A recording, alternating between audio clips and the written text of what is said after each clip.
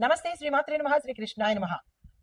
భక్తి ప్రేక్షకులకు స్వాగతం సుస్వాగతం. అయితే మనకి ఈనాళ్ళు మనము యోగాల గురించి చెప్పుకున్నాం కదా. ఈసారి చిన్న చేంజ్ ఏంటంటే సెప్టెంబర్ 17వ తారీఖు 2025న మనకి రవి సంక్రమణం కన్యాలో జరుగుతోంది. అయితే ఇది ఎప్పుడు జరుగుతోంది అంటే కనుక ఈ నెల సెప్టెంబర్ నెలలో 17వ తారీఖు బుధవారం నాడు మనకి ఉదయం 6 గంటల 7 నిమిషాలకు రవి కన్యా రాశిలోకి సంక్రమణం చేస్తున్నాడు. సంక్రమణం అంటే ఏం కాదు, మారుతూ ఉంటాడనమాట. సూర్య భగవానుడు ఏ నెల కా నెల ఒక్కొక్క రాశిలోకి మారుతుంటాడు. అయితే ఈ పుణ్యకాలము మనకి ఉదయం 6 గంటల 7 నిమిషాల నుంచి మధ్యాహ్నం 12 గంటల 15 నిమిషముల వరకు ఉంటుందన్నమాట. అయితే ఈ సమయంలో మనం ఏం చేయాలి అంటే కనుక దానాలు, స్నానాలు, జపాలు, హోమాలు, పుణ్య కార్యాలు చేసుకుంటే కనుక విశేషమైన ఫలితాలు ఇస్తారు. అంటే మన సనాతన ధర్మంలో, మన హిందూ ధర్మంలో ప్రతి నెలకి మనకి భగవంతుడు ఏదో ఒక అవకాశాన్ని ఇస్తున్నాడు. మనుషులు పాపాలు పుట్టలుగా చేస్తూ ఉంటారు. కనీసం ఈ సమయంలోనైనా కొంత పుణ్యం చేసుకుంటే ఏ లవలేశమంతైనా, ఏ వెంట్రుక వాసంతైనా నేను కాపాడదాము అని భగవంతుడు అనుకుంటూ ఉంటాడట.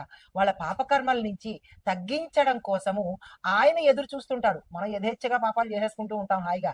కానీ అయ్యో నా బిడ్డలు పాపంతో కొట్టుమిట్టాడుతున్నారు, బాధలు పడతారు, కనీసం ఈ పుణ్య కార్యాల వల్లైనా, ఈ చిన్న చిన్న కార్యాల వల్లైనా వాళ్ళకి కొంతైనా నేను పుణ్యాన్ని ప్రసాదిద్దాము అని భగవంతుడు ఎదురు చూస్తుంటాడు.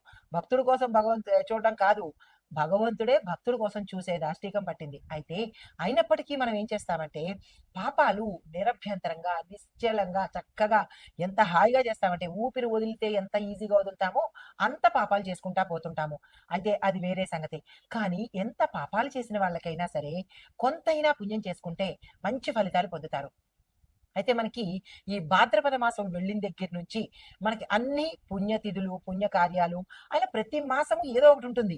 అయితే ఈ సమయంలో కూడా మనకి ఈ రవి సంక్రమణం వల్ల పుణ్యాలు చేసుకునేందుకు అవకాశమైంది. ఈ మధ్య కాలంలో మనకి ఒక వారం రోజుల క్రితం, 10 రోజుల క్రితం మనకి గ్రహణం కూడా వచ్చింది. ఆ సమయంలో కూడా మనము ప్రతి ఒక్కళ్ళు చక్కగా దాన ధర్మాలతోనూ, పూజా పునస్కారాలతోనూ, జపాలతోనూ, హోమాలతోనూ చక్కగా చేసుకున్నారు. అంటే గతంలో కన్నా ప్రతి మనిషిలోనూ పాప చింతన, భక్తి అనేది మార్పు వచ్చింది అని చెప్పొచ్చు అనమాట. అయితే ఈ సమయంలో మనకి గ్రహస్థితులు ఎలా ఉన్నాయి, తర్వాత ఆ గ్రహాలు ఇచ్చే ఫలితాలు ఏమిటి అనేది మేషాది ద్వాదశ రాశుల వారికి ఒక ఎత్తు అయితే, మరి దేశకాలమాన పరిస్థితుల్ని బట్టి దేశానికి ఇలా ఎలా ఉండబోతోంది, మన తాలూకా రక్షణ వ్యవస్థ, న్యాయ వ్యవస్థ, ఆర్థిక వ్యవస్థ, సామాజిక పరంగా ఎలా ఉండబోతోంది అవి కూడా తెలుసుకోవాలి కదా. అయితే ముందుగా ఫస్ట్ మనము గ్రహస్థితులు ఏమిటి ఈ సమయంలో అంటే మనకి ఒక నెల రోజుల పాటు ఈ రవి సంక్రమణం అనేది ఉంటుందన్నమాట. అయితే సూర్యుడు ఈ సమయంలో మనకి కన్యా రాశిలోకి ప్రవేశం చేశాడు. చంద్రుడు మకర రాశిలోను, బుధుడు బుధాధిపత్య యోగంలో ఉన్నాడు అంటే ప్రవేశించాడు. కన్యా రాశిలో అధిష్టాన గ్రహంగా స్వగ్రహంలోనే అంటే తన యొక్క గృహంలోనే వచ్చాడనమాట. శుక్రుడు సింహరాశిలోను, కుజుడు కర్కాటక రాశిలోను, శని భగవానుడు వక్రించి మీనంలోకి వెళ్ళాడు. కుంభరాశి నుంచి మీనంలోకి వెళ్ళాడు. గురువు మిథునంలోను, రాహువు కేతువులు ఇద్దరు కలిసి మేష తులాలో సంచారం చేస్తున్నారు. అయితే ఈ గ్రహ పరిస్థితులు మనకి సమాజంలోను, రాజకీయంగాను, వాతావరణ పరిస్థితుల్లోనూ, ఆర్థిక రంగాలు, రక్షణ, న్యాయ విభాగాలు ఇలా ప్రతి ఒక్క అంశం మీద ఎలాంటి ప్రభావాన్ని చూపిస్తోంది అనేది మనం సవివరంగా మనుషుల గురించే కాదు దేశం గురించి కూడా తెలుసుకోవాలి కదా. అయితే దేశకాలమాన ఫలితాలు ఎలా ఉండబోతున్నాయంటే వాతావరణం మారుతుంది, వర్షాలు తగ్గుముఖం పట్టి శరదృతువు స్పష్టంగా కనిపించేటట్టుగా గోచరిస్తోంది.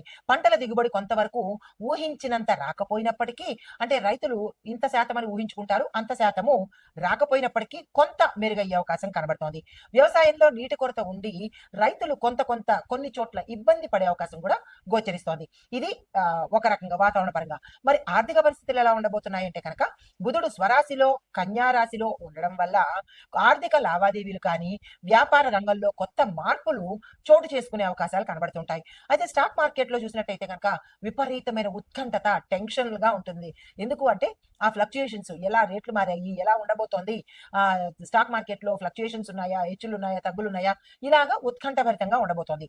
అయితే కొంత లాభాలు వచ్చేటట్టుగానే గోచరిస్తోంది. అయితే ఐటీ టెక్నాలజీ ఎగుమతులు అంటే ఎక్స్పోర్ట్ రంగంలో వేగవంతంగా అంటే ఫాస్ట్ గా డెవలప్మెంట్ అనేది కూడా గోచరిస్తోంది. అయితే కానీ చమురు అనగా ఆయిల్, బంగారము ధరలు కూడా విపరీతంగా పెరిగేటట్టుగా గోచరిస్తోంది. నిన్న మొన్న చూసినట్టయితే గ్రాము 1368 రూపాయలకు వెళ్ళింది. అంటే ఓవరాల్ గా చెప్తున్నాను, ప్రాంతాన్ని బట్టి కాదు. అంటే 1,30,000 పైచిలకే దాటిందనమాట. ఇంకా పెరిగే అవకాశం కూడా ఎక్కువగా కనబడుతోంది. సుమారుగా 2 లక్షలు కూడా టచ్ చేయవచ్చు అన్నట్టుగా గోచరిస్తోంది. అయితే న్యాయ రక్షణ విభాగం కనుక చూసినట్టయితే న్యాయస్థానాల తీర్పు దేశ రాజకీయాల మీద ప్రభావం ఎక్కువగా చూపిస్తుంది. దీంతో పాటు కొన్ని కీలకమైన కేసులు ఫలితాలు బయటకు వెల్లడించే అవకాశాలు కూడా గోచరిస్తున్నాయి. అయితే రక్షణ వ్యవహారాలు చూసినట్టయితే కనుక సైనిక శక్తి, వాళ్ళ యొక్క శక్తి ఎక్కువగా ఉంటుంది. సైనికుల్లో జోష్ ఎక్కువగా ఉంటుంది.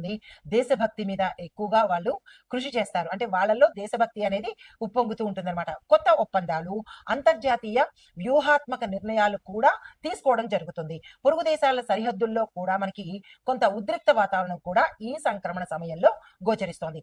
ఇక రాజకీయ పరిస్థితులు చూసినట్టయితే కనుక రాష్ట్ర రాజకీయాల్లో అంటే రాష్ట్ర పరంగా, జాతీయ పరంగా కొన్ని కీలకమైన మార్పులు కూడా చోటు చేసుకుంటున్నాయి. అయితే కొత్త మైత్రి కూటములు ఏర్పడము, కొన్ని పాత కూటములు చేంజ్ అయిపోవడం, లేదా అంటే విచ్ఛిన్నం అయిపోవడము, లేదంటే కనుమరుగైపోవడం కూడా జరిగే అవకాశాలు కనబడుతున్నాయి. మహిళా నాయకత్వము, యువ నాయకత్వంలో రాజకీయాలకు ప్రాధాన్యత పెరుగుతూ ఉంటుంది. అయితే అవినీతి వ్యతిరేక ఉద్యమాలు కూడా జరిగేందుకు సూచనలు కనబడుతున్నాయి. ఇక సామాజిక వాతావరణం చూసినట్టయితే సామాజిక వర్గాలలో వర్గ, కుల, మత విభేదాలు కూడా చెలరేగే అవకాశాలు, అవి ముదిరిపోయేందుకు కూడా సూచనలు కనబడుతున్నాయి. అయితే యువత కొంత ఆందోళన చేసే పరిస్థితి రావచ్చు. అది ఏ యువత అయినా, కాలేజ్ వాళ్ళు కావచ్చు, లేదా మామూలు యువత కావచ్చు. ఉద్రిక్తంగాను నినాదాలు చేయడం కానీ, ఆందోళన చేయడం కానీ జరిగేందుకు అవకాశాలు సూచనగా కనబడుతున్నాయి. విద్యా, టెక్నాలజీ, వైద్య రంగంలో కొత్త ఆవిష్కరణలు అంటే ఇన్నోవేషన్స్ ఎక్కువగా కనబడే అవకాశం కనబడుతోంది. అయితే ధార్మిక సంఘటనలు, భక్తి, ధర్మాన్ని పాటించడము, ఇలాంటి ధార్మిక సంబంధితమైనవి యాత్రలు ఎక్కువగా చేయడము, ప్రజలలో భక్తి భావన ఎక్కువగా అవ్వడము, ఇలాంటివి కూడా గోచరిస్తున్నాయి. అయితే ఇవన్నీ చూసినట్టయితే ఇవి దేశ కాలమాన ఆర్థిక, న్యాయ, వాతావరణ, వ్యవసాయక రంగాల గురించి. మరి ఈ యొక్క ఫలితాలు మరి మేషాది ద్వాదశ రాశుల వారికి ఎలా ఇవ్వబోతోంది, అసలు ఏ రాశుల వాళ్ళకి ఎట్లాంటి ఫలితాలు ఇస్తాయి అనేది మనం ఇప్పుడు చూద్దాం. తదుపరి రాశి మిథున రాశి. ఈ రాశి వారికి ఈ రవి కన్యా సంక్రమణ సమయంలో అనగా సెప్టెంబర్ 17, 2025న ఈ రాశిలో వారికి సూర్యుడు 5వ స్థానంలో సంచారం చేస్తున్నాడు. రిపీట్. ఈ సమయంలో సూర్యుడు 4వ స్థానంలో సంచారం చేస్తూ ఉండడం వల్ల కుటుంబంలో చిన్న వివాదాలు తలెత్తే అవకాశం ఉంటుంది. అంటే అక్కడ ఏ కారణం ఉండదు, అయినప్పటికీ వివాదాలు రావడము, నేనంటే నేననడము, తగాదాలు రావడము, ఎవరో ఒకళ్ళు పుల్లబెట్టడము, ఇట్లాంటివేవో మీ బంధువులు కావచ్చు, మీ ఫ్రెండ్స్ కావచ్చు, అంటే చాలా ప్రశాంతంగా ఉన్న నదిలో ఒక రాయి వేసినట్టుగా వాళ్ళు వచ్చి ఏదైనా ఇబ్బంది పెట్టడము, ఒక అనుమానాస్పదమైనటువంటి మాటలు భార్యాభర్తల మధ్య కానీ, కుటుంబంలో కానీ చెప్పే అవకాశాలు ఉన్నట్టుగా కనిపిస్తోంది. అలాంటి వాళ్ళు ఎవరైనా పొలలు పెట్టినట్టయితే కనుక తక్షణమే వాళ్ళని విరిచేయండి, ఆ పొలల్ని విరిచేయండి. మీ కుటుంబాన్ని మాత్రము ఎఫెక్ట్ చేసుకోకండి. ఎందుకంటే అలాంటి సూచనలు చాలా ఎక్కువ కనబడుతున్నాయి. ఈ సమయంలో చాలా జాగ్రత్తగా గుర్తుపెట్టుకోండి. ఈ రవి సంక్రమణ సమయంలో ఎవరైనా మీ ఇంటికి వచ్చి మీకు ఇబ్బంది పెట్టడం కానీ, లేదా పరోక్షంగా ఫోన్లు చేసి చెప్పడం కానీ, ఇలాంటివి ఏవైనా జరిగితే మీ ఇంట్లో రియాక్ట్ కాకుండా ఆ చెప్పిన వాడిని, ఆ పొలలు పెట్టిన వాళ్ళని విరిచే ప్రయత్నం చేయండి. నిర్మోహమాటంగా చెప్తున్నాను, మీ కుటుంబాన్ని ఇబ్బంది పాలు చేసుకోకండి. ఎవరో మాటలు నమ్మి మోసపోకండి. అయితే వాహన సంబంధమైన సమస్యలు కూడా ఎదురయ్యే అవకాశం కనబడుతోంది. అలాంటివి ఏవైనా ఉంటే కనుక, అంటే పాడైపోయినవో రిపేర్ చేయించడానికని మూల పెట్టేసి తర్వాత చేద్దామని అనుకున్న రేపని మా పని మీరు పోస్ట్ పోన్ చేసుకుంటూ ఆ వాహనాల మీదే తిరిగేస్తూ ఉంటే కనుక, అంటే సర్వీసు చెయ్యనివి, రిపేర్ చెయ్యని వాహనాల మీద కనుక వెళ్ళినట్టయితే ప్రమాదాలకి గురయ్యే అవకాశం కనబడుతోంది. చాలా ఎక్కువగా ఈ విషయంలో జాగ్రత్తలు తీసుకుని దాన్ని రిపేర్ చేయించడమో, లేదా ప్రయాణాలప్పుడు జాగ్రత్తలు తీసుకోవడమో, ఏదో మీ తంటాలు మీరు పడి జాగ్రత్తలు తీసుకునే ప్రయత్నం చేసుకోండి. అయితే స్థిరాస్తి, భూమి లావాదేవీల విషయంలో లాభాలు పొందే అవకాశం కూడా కనబడుతోంది. అలాంటి వాళ్ళకి, మీకు రాకుండా ఆస్తులు అడ్డువేసిన వాళ్ళకి ఒక రకంగా మీకు వచ్చేటట్టుగానే అవకాశం కనబడుతోంది.